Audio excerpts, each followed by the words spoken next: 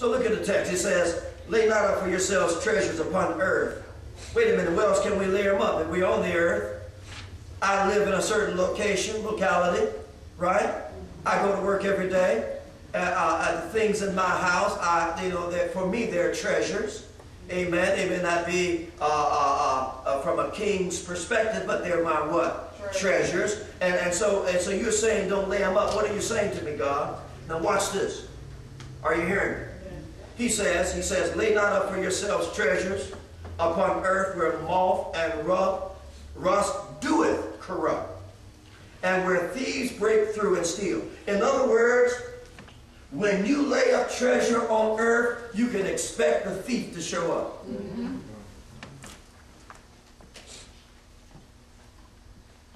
Too much is given, much is required.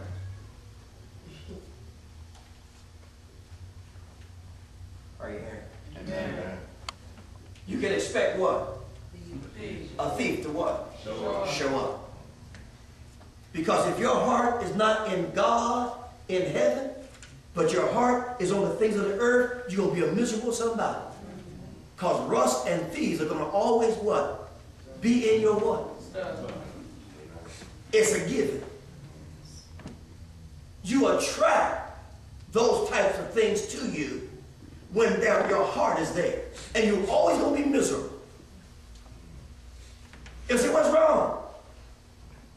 What's the problem? And you're always, Christians are the most sad people I've ever met in my life. Church folk are the most saddest folk I've ever met in my day. They're just depressed. I ain't seen a bunch of depressed folk than church people. I'm telling the truth. Church people like depressed. They ain't, just. I'm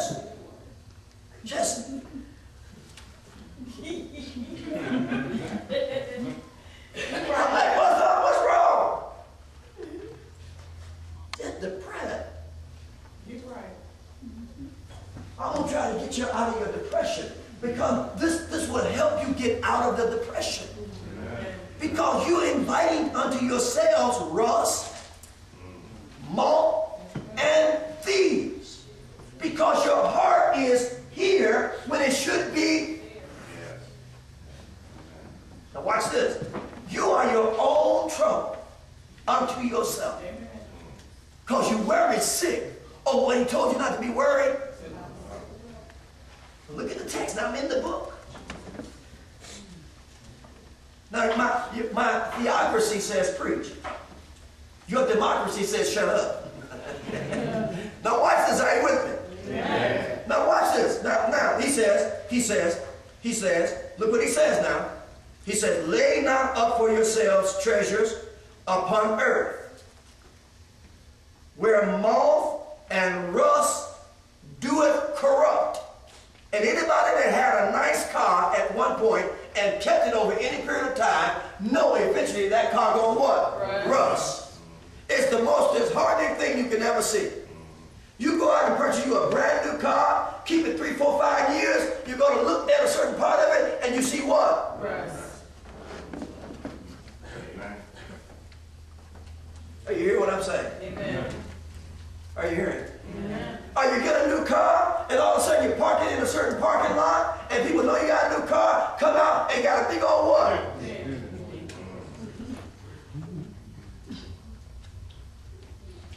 Or you don't park it next to a hoopty.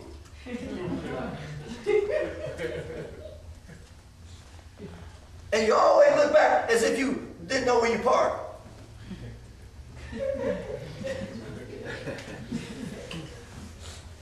Are you hearing? Amen. Now watch this. He says, lay not up for yourselves treasures upon earth where moth and rust doeth corrupt, and where thieves break through and steal. But lay up for yourselves treasure in where? In heaven, where neither moth nor rust doeth corrupt. Now all of a sudden, my heart's not going to be troubled anymore, because my heart is really in heaven. And my treasure is in where? Yeah. Heaven. And then I'm not concerned about the thing. Okay. Are you here? Amen. He says, but lay up for yourselves treasures in heaven, where neither moth nor rust doeth corrupt, and where thieves do not break through nor steal. Now, which one would you prefer to have? Now, where do you prefer your heart to be? On the earth? Now, if it's on the earth, you're going to eat what you say you want. Here you are as a pastor trying to comfort folk who their heart ain't even in heaven. Their treasure, is on the earth. And they're frustrated, they're miserable because their stuff is being what? Affected by earthly what? You can't comfort somebody that's heart and treasure is on the earth and they're not even obeying what God said concerning where your heart should be and where your treasure should what? How can you comfort people like that when their heart is bound to the things of this what?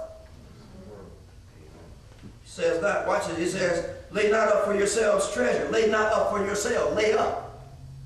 In other words, if God gives you something, use it for the purpose that God gave it.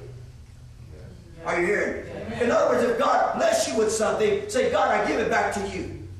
I'm going to use this as an instrument to advance your kingdom. If you bless me with a car, I'm going to use this car as an instrument to bless your kingdom. If you bless me with a house, I'm going to use this house as a tool to invest back into your what? Into your kingdom.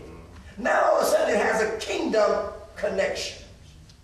The thing that is precious to you, you've given it back to who? God, I take this job and I give it back to you. That when the supervisor comes and say, I don't have the job no more, I'm not worried about it because I gave it to you anyway. Amen. Are you hearing what I'm saying? Amen. Are you hearing? God, I give this husband back to you.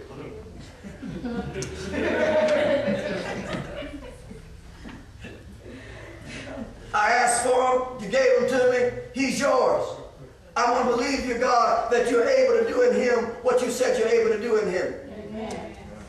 I'm not going to try to be the God over him. I can't change him, but you can. Amen. Watch this.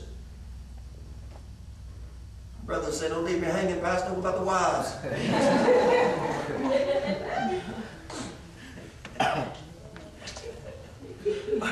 Are you hearing? Are you hearing? So he says, lay not up for yourselves treasures upon earth, where moth and rust doeth corrupt, and where thieves break through and steal. Doeth corrupt suggests that it is a process of what? Time. It takes place over a length of what? Time. So the minute that you put your treasures where your heart is, eventually you're going to be disappointed because the thing that you love so much is now what? Corrupted. And someone breaks in and what? Steals it. In other words, the enemy comes to steal, kill, and destroy. Now listen, Job's heart was not connected to his stuff. Job's heart was connected to God. Because, listen what I'm saying. Although Job had all that what? Stuff. He never cursed God when he lost his stuff. So watch this now. If your heart is connected to the things around you, and God permits the enemy to take them, then you're going to start cursing God. You're going to lose your integrity. Well, you may not have ever had any.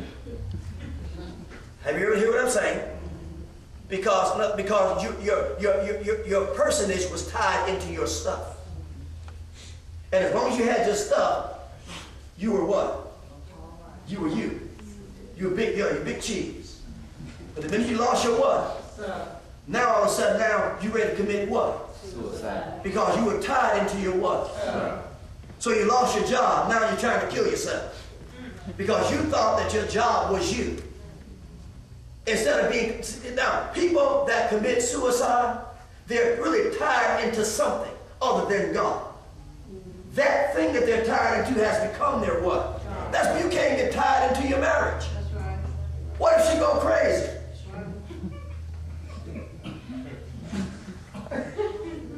What if he go crazy? Now all of a sudden you're talking about killing yourself because and he all in the mall looking. And you catch it on the prolific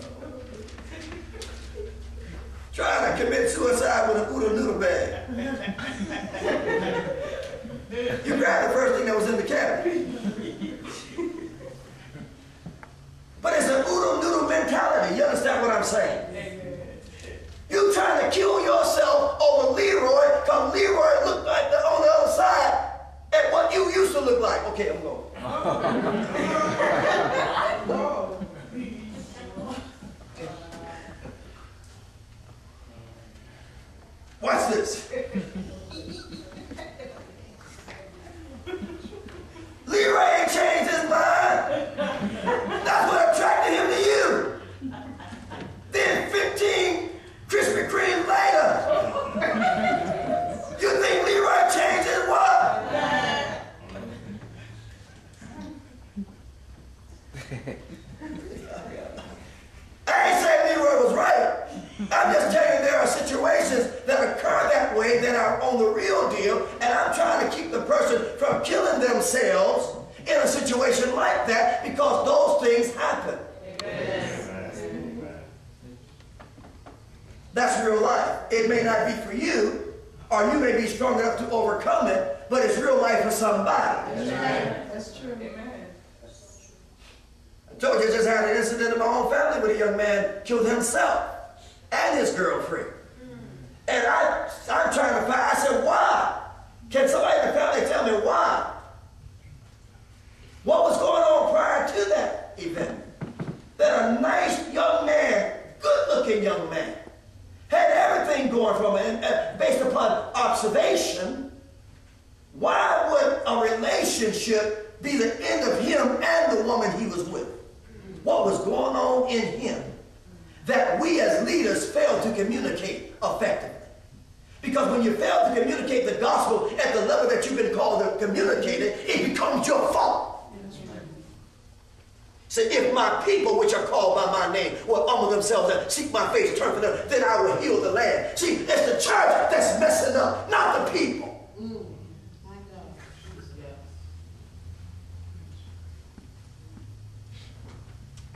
And preachers are afraid to preach because people are leaving their pew. Can't tell you what you need to know, because the minute they tell you what you need to know, you leave.